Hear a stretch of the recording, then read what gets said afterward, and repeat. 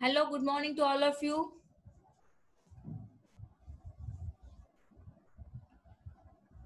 उजाला आवाज आ रहा हमारा?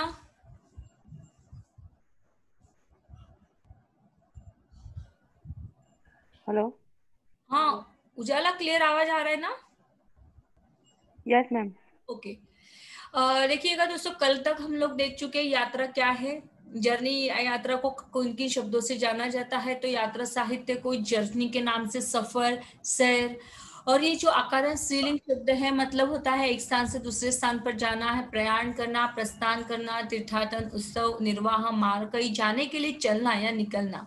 संस्कृत शब्द है याद नत्रन माने टाप। और चतुर्वेदी द्वारिका प्रसाद शर्मा जी का कहना है यात्रा का अर्थ सफर अर्थात एक स्थान से दूसरे स्थान जाने की क्रिया यात्रा कहलाती है। नगेंद्रनाथ वसु ने कहा है विजय इच्छा से कहीं जाना तीर्थाटन या एक स्थान से दूसरे स्थान जाने की क्रिया माने यात्रा साहित्य।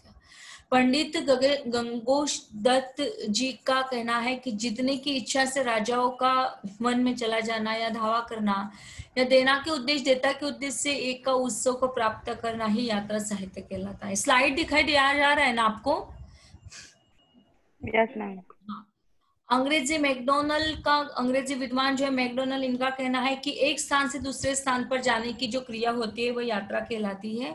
और यात्रा का प्रमुख लक्षण है संचरणशीलता अर्थात एक स्थान से दूसरे स्थान पर और वो भी निरंतर स्थान परिवर्तित करते रहना मानी यात्रा साहित्य। यात्रा साहित्य के अलग अलग प्रकार के बिंदु होते हैं जिसमें हम लोग देख चुके हैं कि यात्रा का जीवन से अविच्छिन्न संबंध होता है और अपनी आवश्यकताओं की पूर्ति के लिए मनुष्य यहाँ से वहां जाता है तो वो यात्रा करने के लिए बाध्य हो जाता है। और कभी अपनी आवश्यकताओं की पूर्ति के साथ साथ प्रकृति के प्रति भी आकर्षण होता है और यही प्रकृति के प्रति होने वाला आकर्षण मनुष्य को यात्रा पर जाने के लिए आबद्ध कर देता है और फिर यात्रा साहित्य का निर्माण होता है। साहित्यिक यात्राएं भी होती है जिससे मंत्रमुग्ध हो जाते हैं कई लोग और जिसके कारण यात्रा का निर्माण होता है। अंग्रेजी विद्वान, पाश्चात्य विद्वान Faxian, Itsing, Ibn Battuta, Alberuni, Marco Polo, Tavernier, Bernier, इन विद्वानों ने ही यात्रा साहित्य का खास तौर पर सर्वप्रथम प्रयास किया। और यात्रा साहित्य का मूल प्रयास आंतरिक प्रेरणा का आभास मिलना ही होता है और साथ ही में भारतीय धर्म और संस्कृति का संदेश भी यात्रा साहित्य के माध्यम से मिलता है कि जिस प्रकार से भारत में होने वाले जो धर्म घटनाएं हैं, जिस भारत की संस्कृति है, उसे पाश्चात्य जगत में पहुंचाना यात्रा साहित्य का मूल प्रयोजन होता है। हिंदी साहित्य और पाश्चात्य साहित्य तो मूलतः पाश्चात्य साहित्य की देन माना जाता है और जिसे हिंदी साहित्य ने अपनाया हुआ है। उसके पश्चात हम लोग आए थे कि यात्रा साहित्य का स्वरूप। तो यात्रा साहित्य के स्वरूप में हम लोग देख चुके यात्रा मार्ग, यातायात के साधन, स्थल यात्रा है, जल यात्रा है, आकाश यात्रा है। तो स्थल यात्रा किस प्रकार से होती है, स्थल यात्रा को लिखने वाले साहित्यकारों को हमने आपको बताया और कौन कौन से ऐसे विद्वान हैं जिन्होंने उसे लिखने का प्रयास किया वो भी हमने आपको बताया। जल यात्रा का भी हो चुका है वैसे कि जल यात्रा क्या होती है। जल यात्रा से तात्पर्य किस जैसे हम लोग यात्रा कर रहे हैं लेकिन यात्रा के उपादान हमारे अलग अलग है। आज यदि आज की तुलना हम लोग करते हैं पिछले 10 दशकों की, तो पिछले 10 दशकों में आज के जैसे उपादान नहीं थे। हालांकि आज का जो मौसम चल रहा है वो अलग है। कोविड-19 की वजह से हम सभी लोग अपने अपने घरों में सुरक्षित है।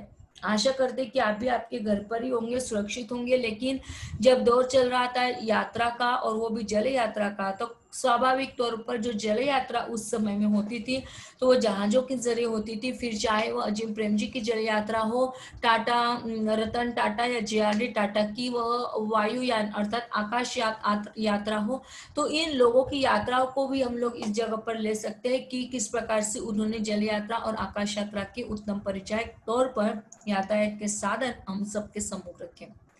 इसके पश्चात हम लोग प्राप्त कर चुके विषय अनुसार यात्रा साहित्य, चूंकि वह धर्म के संदर्भ में चलती है। मनुष्य समाज प्रिय प्राणी है। समाज प्रिय प्राणी होने के साथ साथ वह अलग अलग धर्मों को अपनाता है और जब वह धर्म को अपनाता है और अपने धर्म की नींव को परिपक्व बनाने के लिए हम पर आए हुए सभी दोषों को सभी समस्याओं को सुलझाने का प्रयास जब वो व्यक्ति करता है तब वह धार्मिक यात्राओं को आबद्ध कर पाता है। कई प्रकार की संस्कृतियां हमारे बीच में होती है, और जब उन संस्कृति को पालना, उस संस्कृति को आगे ले जाने का प्रयास व्यक्ति का होता है, तो निश्चित ही तौर पर अलग अलग प्रकार की संस्कृति को देखने के लिए वह व्यक्ति आबद्ध हो जाता है, और जिसके कारण सांस्कृतिक यात्रा का निर्माण होता है।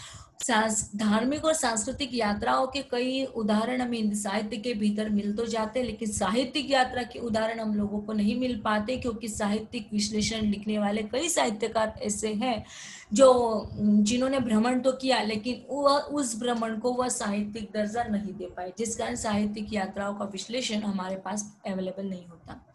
हम लोग देख चुके हैं कि कई प्रकार की ऐतिहासिक यात्राएं होती है, जैसे हम लोग आपको कल की तासिका में ऐतिहासिक धरोहर जो है, तो ऐतिहासिक धरोहर को हम आपके सम्मुख लेकर गए, और ऐतिहासिक धरोहर थी हमारी मध्य प्रदेश की भूमि महेश्वर। तो महेश्वर में हम लोग उस सभी ने प्राप्त किया कि किस प्रकार से रानी अहिल्या देवी थी, और रानी अहिल्या देवी के उस महल से जहां पर चारों ओर नर्मदा का निवास होता है, नदी नर्मदा माँ का। तो इस प्रकार हम लोग धार्मिक यात्रा, सांस्कृतिक यात्रा और साहित्यिक यात्रा तथा ऐतिहासिक यात्राओं तक देख चुके हैं। आज की तासिका में हम भौगोलिक यात्रा, राजनीतिक, पशु पक्षियों की यात्राएं और शिकारियों की यात्राएं, इन 4 पॉइंट्स पर डिस्कस करने वाले हैं। तो अब तक जो हमने आपको समझाया, क्या वो आपकी समझ में आया? जी मैडम। जी मैम। हाँ, कितने लोग जुड़े हैं? मैम हम 2 ही जने हैं। क्यों? पता नहीं। बाकी के लोग कहाँ हैं? पता नहीं है मैम। पता नहीं आपको? ठीक है, कोई बात नहीं, आगे बढ़े।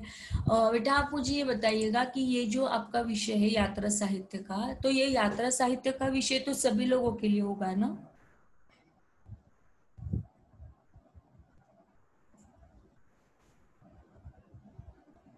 कविता,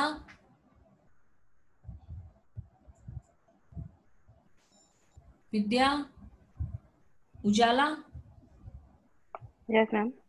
हाँ, तो जो स्पेशल के बच्चे उनको छोड़कर भी तो ये विषय होगा ना यात्रा साहित्य का, कि नहीं आप ही लोगों का है? मैम कंफर्म नहीं है, हमारा ही है लगभग, स्पेशल का ही है जिनका बस। अच्छा, तो ठीक है, लेकिन सब लोग जुड़ने का प्रयास करते रहेगा बेटा। आप लोगों को यहाँ तक आते हुए किसी को कोई प्रॉब्लम है क्या, कोई समस्या है क्या? नहीं मैम। हाँ, क्लियर तो हो रहा है? हाँ मैम हो रहा है। बर्डन आ रहा है क्या ज्यादा? नहीं नहीं मैम। नहीं, आप एकदम ऐसे बहुत ऐसा लग रहा है कि बोर हो रहे हो। No ma'am. नहीं मैडम, ऐसा कुछ नहीं। यात्रा वर्णन है ना, तो यात्रा वर्णन में ऐसा ही होता है। अब जब हम लोग मेरी जापान यात्रा, अभी तक भी हम लोग अपने सिलेबस को हाथ नहीं लगाए हैं। यह प्रश्न आपको पूछा जा सकता है कि यात्रा का स्वरूप बताइए, तो ये सभी फिर धार्मिक, सांस्कृतिक, साहित्यिक, ऐतिहासिक, भौगोलिक, राजनीतिक, पशु पक्षियों की यात्राएं, शिकारियों की यात्रा, इस पर आपको 101% प्रश्न पूछा जा सकता है। यातायात के साधन कौन कौन से होते हैं उसकी आप समसामयिक रूप से चर्चा कीजिए। तो आपको ये जो स्थल यात्रा, जल यात्रा, आकाश यात्रा जो दिखाई दिया जा रहा है, इसका पीडीएफ हम भिजवाएंगे, लेकिन अभी पीडीएफ नहीं भिजवा पा रहे हैं। इसलिए नहीं पीडीएफ भिजवा पा रहे हैं, केवल वीडियो इसलिए डलवा रहे हैं हम, ताकि आप लोगों की जिज्ञासाएं जागृत रहे, आप लोग भी जानने का प्रयास करें, आप लोग भी लिखने का प्रयास करें, है ना। चलिए, तो यहाँ तक धर्म, संस्कृति, साहित्य, इतिहास समझ में आया आपको? जी मैडम। जी मैम। देखिए, आपको ध्यान में रखने के लिए क्या करना है, पहले धर्म, संस्कृति, साहित्य, इतिहास और भूगोल, 5 चीजों को याद कर लिए, फिर राजनीति, फिर पशु पंछी और फिर शिकारी। बस हो गया क्लियर आपका। बहुत ज्यादा डीप में जाने की और बहुत ज्यादा सोचने की या बहुत बर्डन लेने की जरूरत नहीं है बेटा। बिल्कुल फ्रीली होके पढ़ोगे आप ना, तो आपको पता चलेगा, नहीं तो ये सारी जो चीजें हम आपको बताते हैं तो नहीं क्लियर होगी, है ना। तो चलते हैं, आज हम लोग भौगोलिक यात्राओं को करते हैं, देखते हैं कि भौगोलिक यात्राएं कौन कौन सी होती है। तो केरल की यात्रा जो है, तो हम आज लोग केरल की यात्रा करने वाले हैं।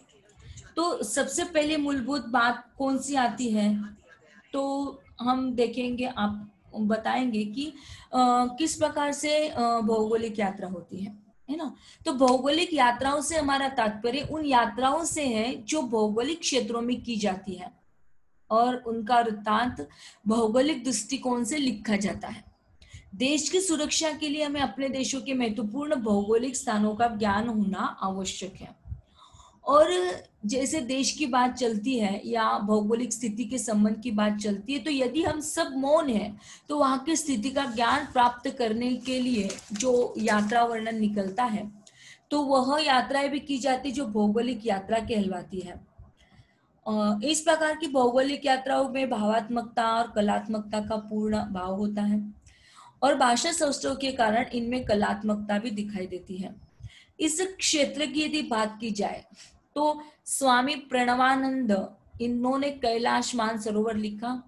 राहुल सांकृत्याय ने दार्जिलिंग का परिचय दिया।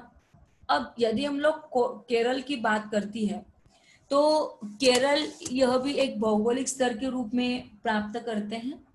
कोचीन, एर्नाकुलम, तो यह समय केरल में जाने के लिए एक सीजन रहता है। क्रिसमस की छुट्टियां हम लोगों को जब मिलती है, मतलब क्रिसमस होता है दिसंबर माह में, तो लगभग वहां का जो एरिया है मुन्नार का, तो वहां पर 66 रिसोर्ट जो है वह पीक सीजन में वहां पर आरक्षण कर लेना हम लोगों को आवश्यक हो जाता है।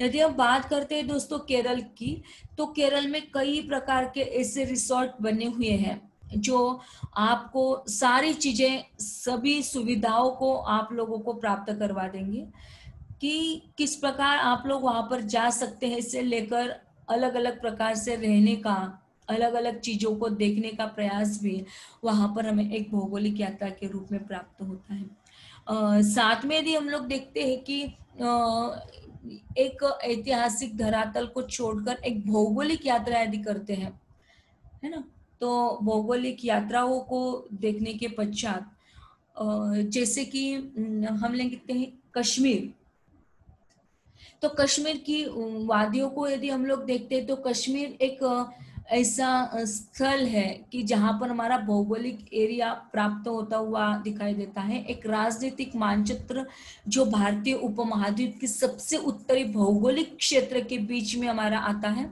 और भौगोलिक क्षेत्र यदि हम लोग जम्मू कश्मीर को लेते हैं तो कश्मीर घाटी और लद्दाख इसमें शामिल है। लगभग आजाद कश्मीर और गिलगित बल्तिस्तान के पाकिस्तानी चीनी प्रशासित भी यहाँ पर हमें प्राप्त होते हैं।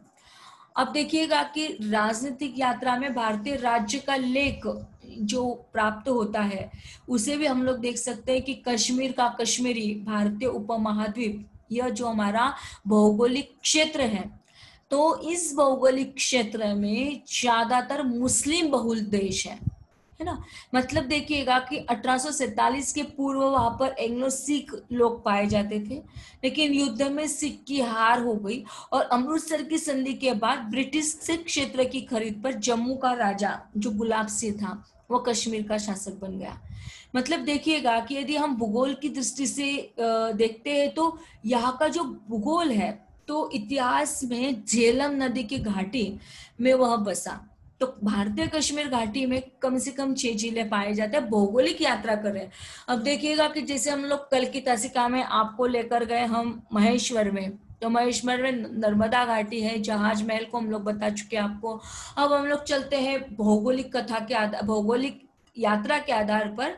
अब हम आज आपको लेकर जाएंगे केरल। केरल की यात्रा लगभग हो गई, तो केरल के साथ साथ हमने एक चूज किया हुआ है कश्मीर। तो कई ऐसे सुंदर जम्मू खंड है, मतलब वहां का जो कश्मीर हिमालय पर्वतीय क्षेत्र है, तो यह जम्मू खंड से पाकिस्तान से पीर पांजाला पर्वत श्रेणी कहा जाता है। यहाँ का मौसम गर्मियों में सुहावना और सर्दियों में बर्फीला होता है। देखिए अब हम लोग क्लासरूम में नहीं जाएंगे, हम लोग कहाँ जाएंगे अभी? कश्मीर। कश्मीर जाएंगे, बिल्कुल से। सुन रहे हो ना कि सो गए? नहीं, सुन सुन रहे रहे हैं। हैं मैम। समझ में तो आ रहा है? जी जी हाँ मैम। मैम। हाँ, तो भौगोलिक यात्रा करने के लिए जाना है हमें, तो फिर जब प्रदेश को मतलब देखिएगा कि जहाँ का मौसम गर्मियों में अत्यंत सुहावना होता है और सर्दियों में बर्फीला होता है, तो इस प्रदेश को धरती का स्वर्ग कहा गया है। किस प्रदेश को? कि ऐसे मौसम में जहां पर गर्मियों का मौसम भी सुहावना होता है और सर्दियों में पूरा मौसम बर्फीला होता है, तो उस प्रदेश को हम धरती का स्वर्ग कहते हैं। कई प्रकार की कथाएं उसके साथ जुड़ती हैं, जैसे कि एक कथा को आपसे परिचित करवाएंगे और हम लोग राजनीतिक यात्रा करवाएंगे फिर उसके पश्चात। तो इस विस्तृत घाटी के स्थान पर कभी मनोरम झील थी। देखिए एक जो प्रचलित कथा है प्राचीन कथा के रूप में, जब हम लोग गए थे वहां पर, तो जो दिखाने वाले गाइड होते हैं, तो गाइड्स के जरिए हमें वह कथा बताई गई थी जो भौगोलिक यात्राएं उस समय में हमने यात्रा की थी। लेकिन आज उसका यथार्थ चित्रण हमें जब हम लोग याद कर रहे हैं उन सभी घटनाओं को, तो निश्चित ही तौर पर वो घटना हमारे सम्मुख आ जाती है। तो क्या है ऐसी घाटियों के बीच में आज हम लोग जाने वाले हैं कि किसी विस्तृत घाटी है कि जिसमें एक मनोरम झील थी और जिसके तट पर देवताओं का निवास था। एक बार इसी झील में एक असुर कहीं से आकर बस गया और वह देवताओं को सताने लगा। त्रस्त देवताओं ने ऋषि कश्यप से प्रार्थना की कि वह असुर का विनाश करे। देवताओं के आग्रह पर ऋषि ने उस झील को अपने तप के बल से रिक्त कर दिया। आपको पता होगा ना, प्राचीन काल के जो ऋषि मुनि थे वह आशीर्वादित भी करते थे और श्रापित भी करते थे। याद आ रहा होगा आपको, है ना। कण्व ऋषि है, मार्कंडेय ऋषि, मतलब देखिएगा कि जब वो आराधना करते थे अपनी दिनचर्या में, उनकी जप तप ध्यान जो भी विधि हुआ करती थी, वो विधि के साथ साथ उनके पास एक श्राप देने का भी वरदान उन सभी को मिला था। मतलब देखिएगा जिस प्रकार से वो वरदान भी देते थे सभी को, तो वरदान के साथ साथ वह किसी ने उनकी बातों को नहीं माना तो वो श्रापित भी कर देते थे। सो कॉल्ड यहाँ पर यदि विस्तृत घाटी के स्थान पर जो मनोरम झील थी और उस तट पर देवताओं का निवास हुआ करता था, और उस झील में एक असुर कहीं से आकर बस गया और देवताओं को वह सताने लगा। त्रस्त देवता सभी लोग ऋषि के पास गए और ऋषि कश्यप से उन्होंने प्रार्थना की कि उस असुर का वह विनाश कर दे। और देवताओं के आग्रह पर ऋषि ने उस झील को अपने तप के बल से रिक्त कर दिया और इसके साथ ही उस असुर का अंत हो गया और उस स्थान पर घाटी बन गई। और फिर उस कश्यप ऋषि द्वारा असुर को मारने के कारण ही घाटी को कश्यप मार कहा जाने लगा। अब देखिएगा हर एक के नाम अलग अलग होते हैं। आज हम आपको कश्मीर इसलिए मूलतः ले जाना चाहते हैं क्योंकि जो एरिया हम लोग देखे हैं, जिस एरिया में हम लोग घूमे हैं, वो एरिया में पता होता है कि नहीं इस एरिया की एक खासियत होती है। तो आपको भी हम लोग बोलने का मौका देंगे कि यदि आप भी आपके दिमाग में सोच के रखिएगा कि हाँ मैम हम लोग भी गए थे इस जगह पर, तो आप भी बताइएगा कि हाँ एक आध भौगोलिक क्षेत्र होगा, याद करते जाइए, उस हिसाब से आपको भी शेयर करने का मौका हम जरूर देंगे। तो हुआ ऐसे कि वह जो घाटी थी, कश्यप ऋषि ने उस असुर को मार दिया, तो फिर उस घाटी को कश्यप मार नाम से जाना पहचाना लगा और यही नाम समयांतर में कश्मीर हो गया। कश्यप, देखिएगा कि कश्यप का नाम कश्मीर कैसे हो गया, तो कश्यप के आधार पर मिला हुआ यह कश्मीर नाम, यह भी हमें समझ में आया कि किस प्रकार से हम लोग देख चुके हैं पहले तासिका में कि अवध से तात्पर्य था, फिर अवध से तात्पर्य अयोध्या हुआ, फिर अयोध्या से तात्पर्य अवधि बोली हुआ। अब धीरे धीरे यदि हम हर एक क्षेत्र पर चले जाते हैं, सामाजिक दृष्टिकोण को अपनाते, तो उस सामाजिक दृष्टिकोण को अपनाने के पश्चात दिल में और दिमाग में यही प्रश्न उभर कर आता है कि क्षेत्र के अनुरूप किस प्रकार से उनका नामकरण हो जाता है ना।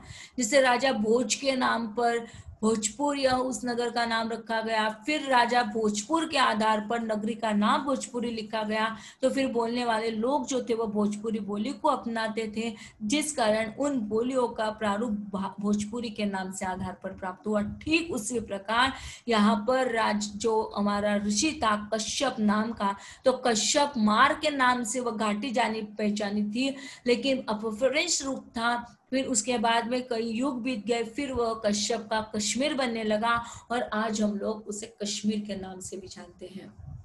यहाँ तक क्लियर हुआ? जी मैडम। हाँ, तो फिर कश्मीर के प्राचीन इतिहास और यहाँ के सौंदर्य का वर्णन कल्लन रचित राज तरंगिणी में बहुत सुंदर ढंग से प्राप्त हुआ।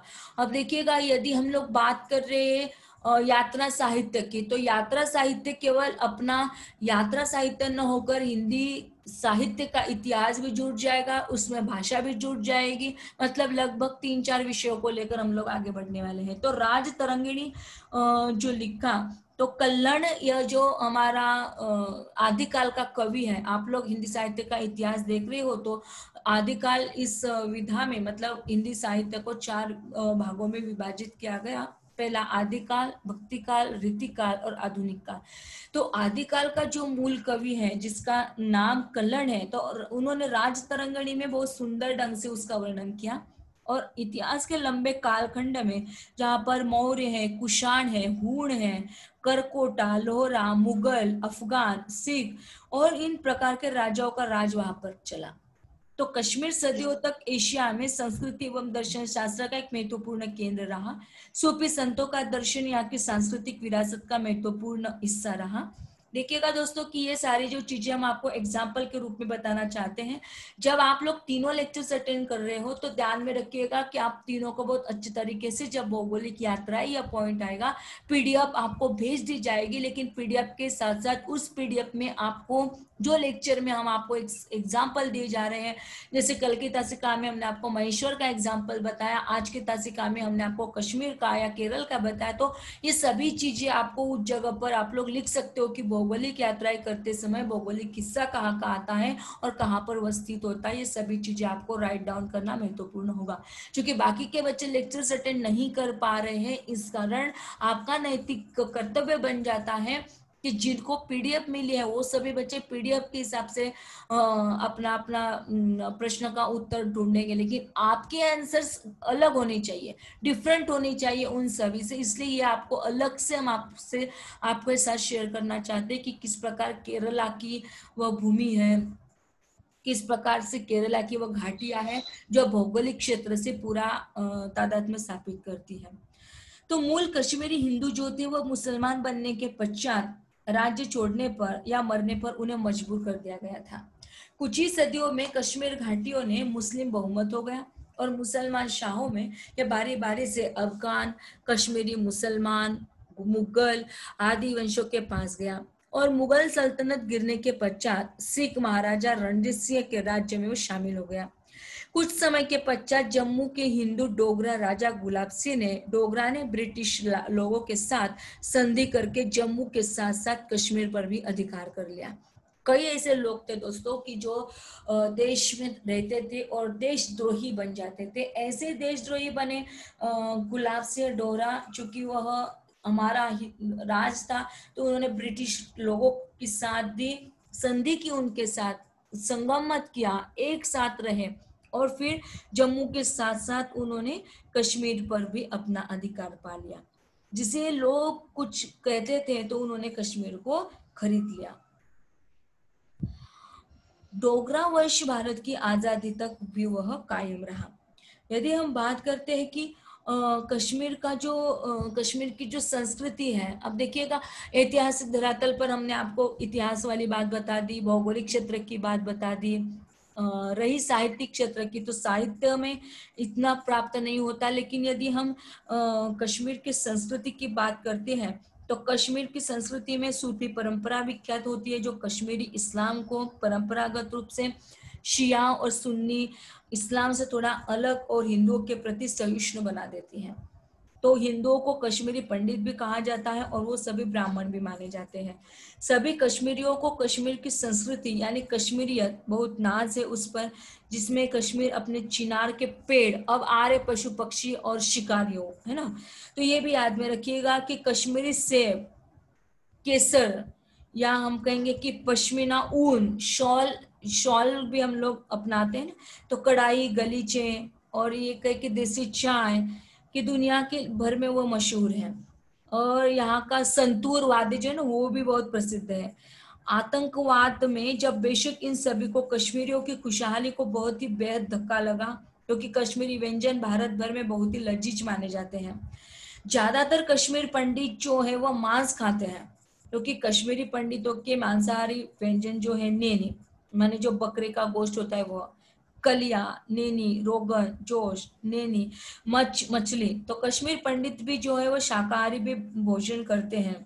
और कलिया, वेज चमन, दम आलू, आलू दम जिसे हम लोग कहते हैं ना, बैंगन, यह कश्मीरी लोग पंडित जो है वो भी खाते हैं। कोफ्ता उनको बहुत पसंद होते हैं। तो इस प्रकार से जो भौगोलिक यात्राओं को हम लोग देख चुके हैं, है ना। तो यहाँ पर हम लोगों की भौगोलिक यात्रा की, जिसके माध्यम से हम आपको बता चुके हैं कि इस क्षेत्र में प्रणवानंद की जो कैलाश मानसरोवर में वो गए हैं, तो कैलाश तो हम लोग नहीं गए भाई, इसलिए हमने कैलाश का उदाहरण आपको नहीं बताया। दार्जिलिंग, तो दार्जिलिंग का राहुल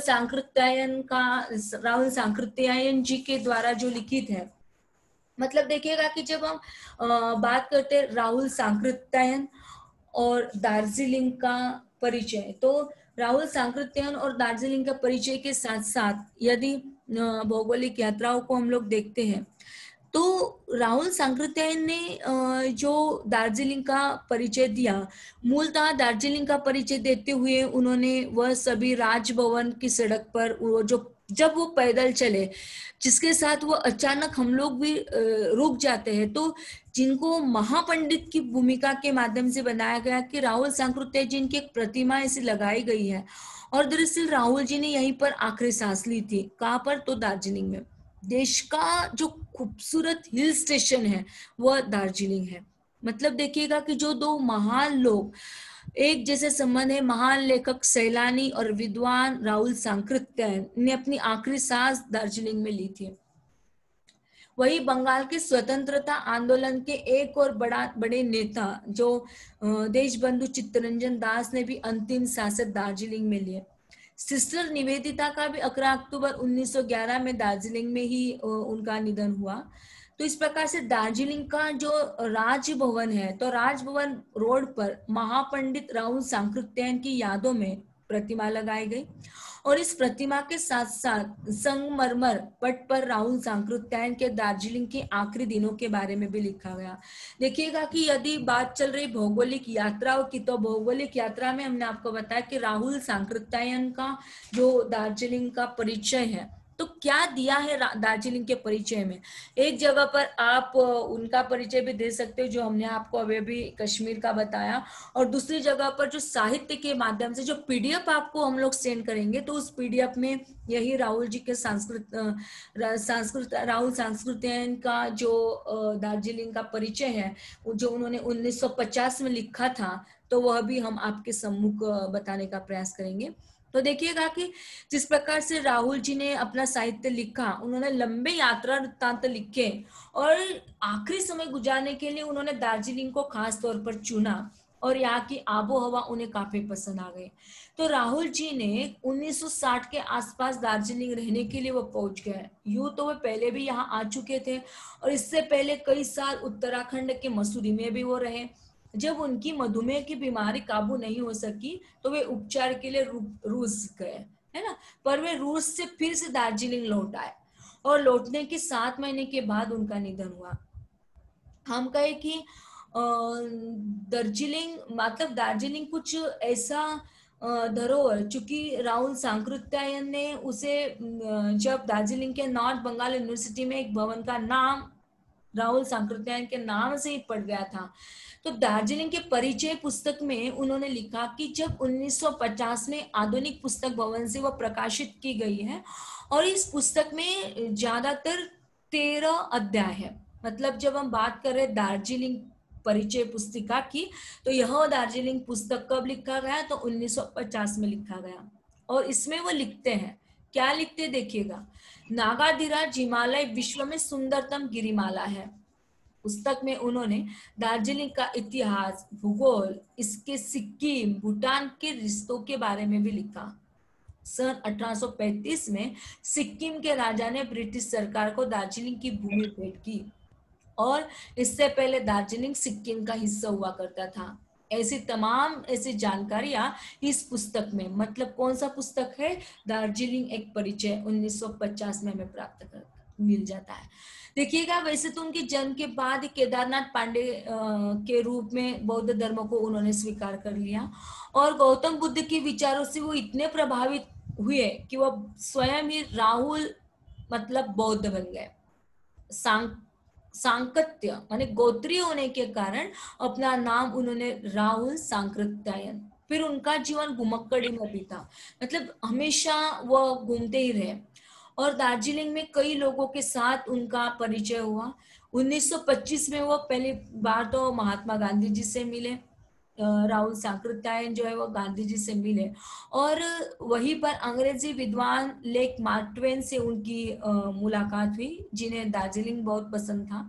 तो सत्यजीत राय जो है, जो हमेशा फिल्म लिखते हैं, याद रखिएगा, तो सत्यजीत राय ने अपने फिल्मों में हमेशा दार्जिलिंग का वर्णन किया हुआ है। हमेशा वो दार्जिलिंग को बताने का प्रयास करते रहते हैं। कभी भी देखिएगा कि आप जब भी बात करते हैं तो दार्जिलिंग हमारे समूह आ ही जाता है।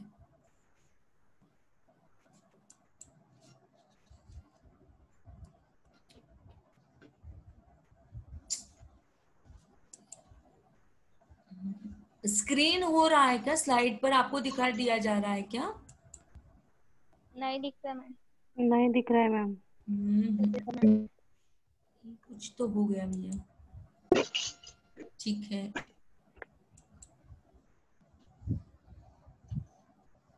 देखते फिर से एक बार आपको दिखाने का प्रयास करते हैं। हाँ, इतना वो आपको याद तो आ रहा है ना? सभी चीजें समझ में तो आ रही है आपको? जी मैडम, समझ में आ रही है। हाँ, क्या क्या समझ में आया बता दीजिएगा आप।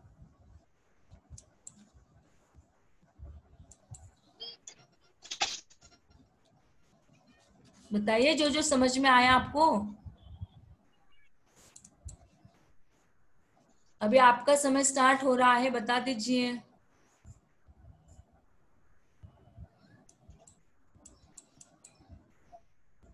मैं धार्मिक यात्रा के बारे में बताती हूँ। धार्मिक यात्रा माने अपने अपने धर्म को न्याय देने हेतु हम एक स्थान से दूसरे स्थान चले जाते हैं, उससे धार्मिक यात्राएं करते हैं। हाँ, उसके पहले भी शायद हमने 3-4 यात्रा वर्णन को देखा है, वो बताइएगा थोड़ा आप।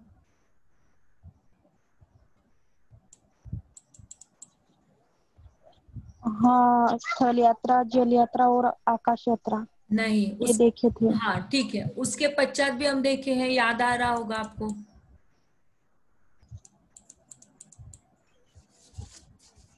अभी अभी बताया ना आपको, धर्म के संदर्भ में, साहित्य के संदर्भ में यात्राएं कौन कौन सी हुई हमारी।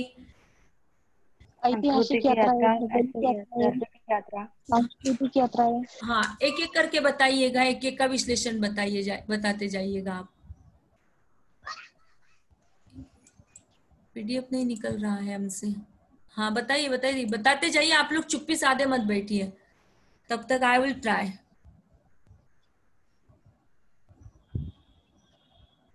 हाँ बताइए। अभी हम यात्रा साहित्य के स्वरूप की ओर यदि चर्चा कर रहे हैं, तो अब तक हम लोग यात्रा मार्ग और यातायात के साधनों की चर्चा कर रहे हैं ना। तो अभी तक तो हम लोग स्थल यात्रा कर चुके, जल यात्रा कर चुके, आकाश यात्रा कर चुके, है ना, धार्मिक यात्रा कर चुके, साहित्यिक यात्रा कर चुके, ऐतिहासिक यात्रा कर चुके हैं, सांस्कृतिक यात्रा कर चुके हैं। तो आप हमें यह बताइएगा कि धर्म की यात्रा माने धार्मिक यात्रा का विश्लेषण कैसे किया जाता है।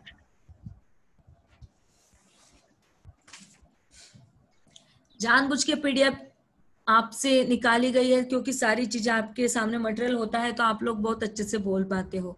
और अब हम देखना चाहते हैं कि आपके पास न होने के पश्चात आप क्या कर सकते हो, बताइए।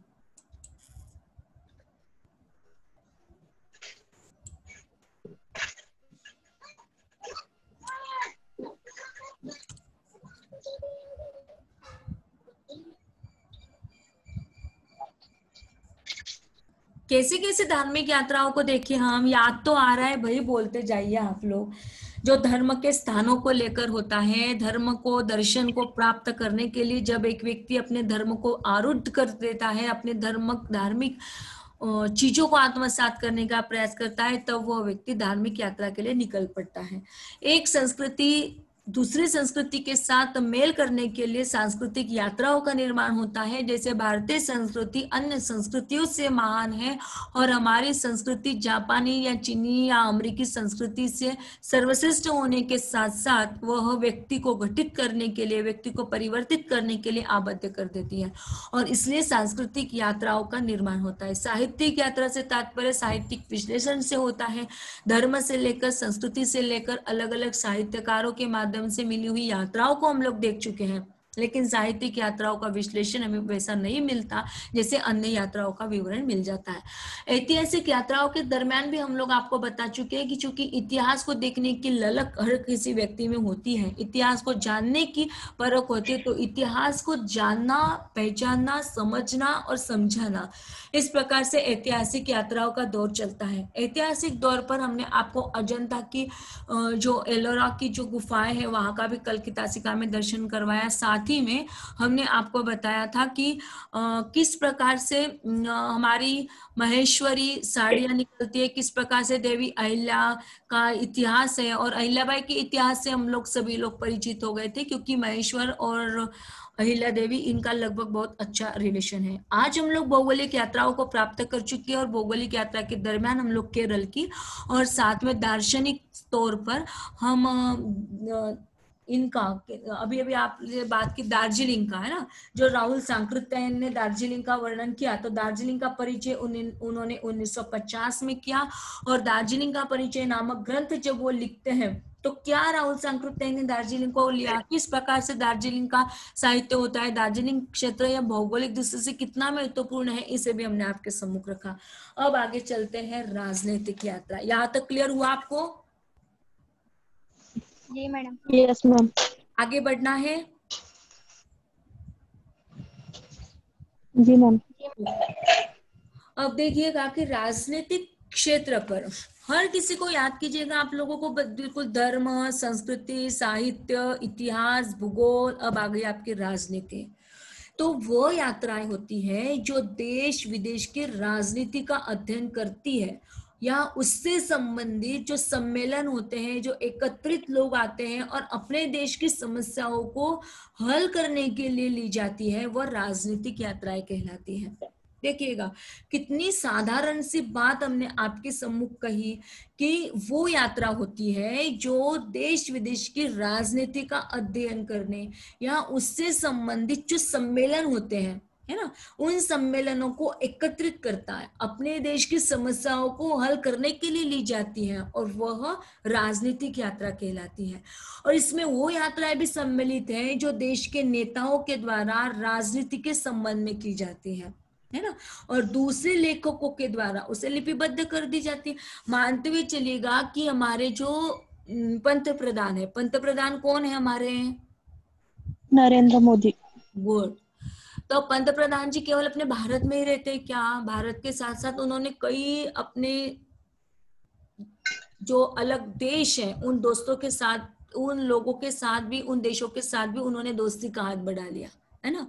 और जब भी उन्होंने अपने देश को छोड़कर अन्य देशों के साथ दोस्ती का हाथ बढ़ाया तो निश्चित ही तौर पर कहीं ना कहीं या प्रसंग इसके लिए जुड़ने के लिए बाध्य हो जाता है दोस्तों की जो राजनीतिक यात्राएं उस समय में हमारे मोदी जी ने की, निश्चित ही तौर पर उनका कोई ना कोई प्रयोजन रहा है।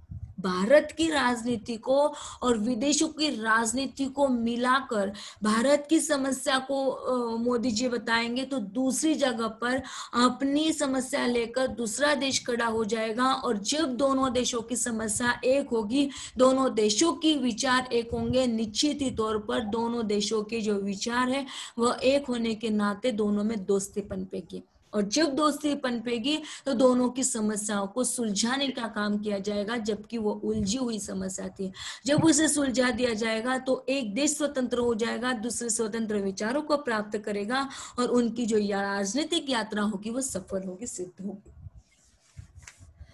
और इस प्रकार से यात्राओं के साथ साथ, और जब वो यात्राओं के लिए निकल जाते हैं, तो एक लेखक यात्रा के लिए निकल गया है तो दूसरा लेखक जब उनकी यात्राओं को चित्रित कर रहा है, एक भुगत रहा है लेकिन भुगते हुए यथार्थों को यदि दूसरा व्यक्ति उसकी अभिव्यक्ति कर रहा है, उसे अभिव्यक्त करने के लिए लोलुप हो जाता है, तो निश्चित ही तौर पर दूसरा लेखक उसे लिपिबद्ध करता है। और जब वो लिपिबद्ध करता है तब वह लिपिबद्ध करने के पश्चात जो यात्रा का निर्माण होता है वो होता है राजनीतिक यात्रा। यदि हम राजनीतिक यात्रा का उत्तम उदाहरण देखें तो राम आश्रय ने माओ के देश में यह 1953 में ग्रंथ का नाम लिखा, और यशपाल के ग्रंथ में जो भावात्मकता हमें मिली, कल्पना का सहारा उन्होंने नहीं लिया, और इस प्रकार की यात्राओं के ग्रंथ बहुत ही कम मात्रा में पाए जाते हैं। राजनीतिक यात्रा के जो वृत्तांत है साहित्यिक यात्राओं की भांति बहुत ही कम मायने में हमारे सम्मुख आते हुए दिखाई देते हैं। अभी हमारे 2 पॉइंट बाकी है, जैसे कि हम लोग बता चुके हैं आपको पशु पक्षियों की यात्रा। अब जैसे मनुष्य होता है तो क्या मनुष्य से तात्पर्य केवल मनुष्य प्राणी